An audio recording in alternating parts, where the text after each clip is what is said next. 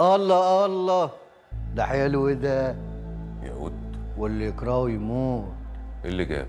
يا ليلة، بقى حمزة الدباح هيلعب على اسم ام الدنيا ومش عايز ياقوت يجي يشجع.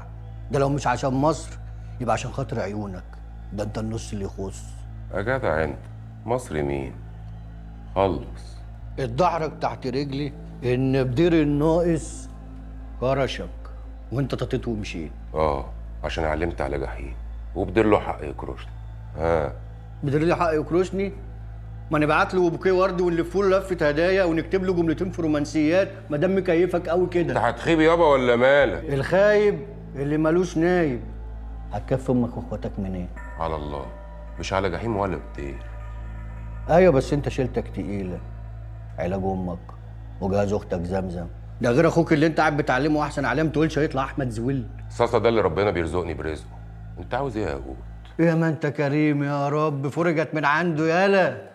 اهو الرزاق باعت لك ملاك ب100 استك. ما قلنا يابا ماليش في شغل الشمال بتاعك ده. ظلم ظلمات، دايمين الطريق.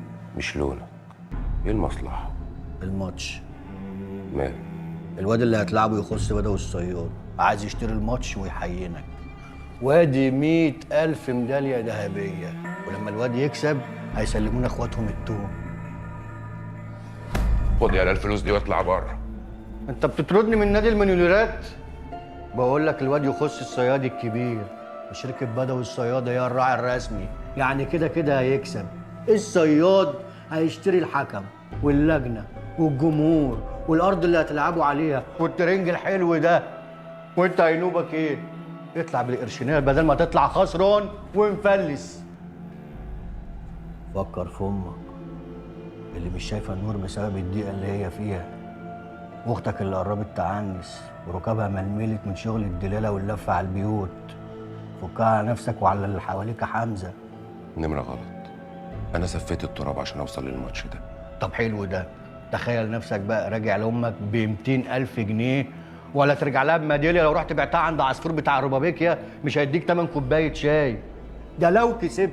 وبعدين انت مش هتخسر بلوشي، وان كان على سلم المجد يبقى اركب اسانسير السنه الجايه في البطوله. الشنطه فين؟ الشنطه فين؟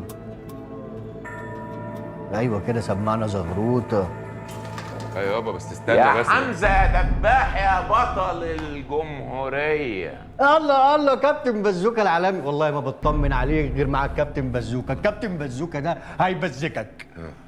ماشي يا حبيبي. شوف يا حمزة، انت تسخن كده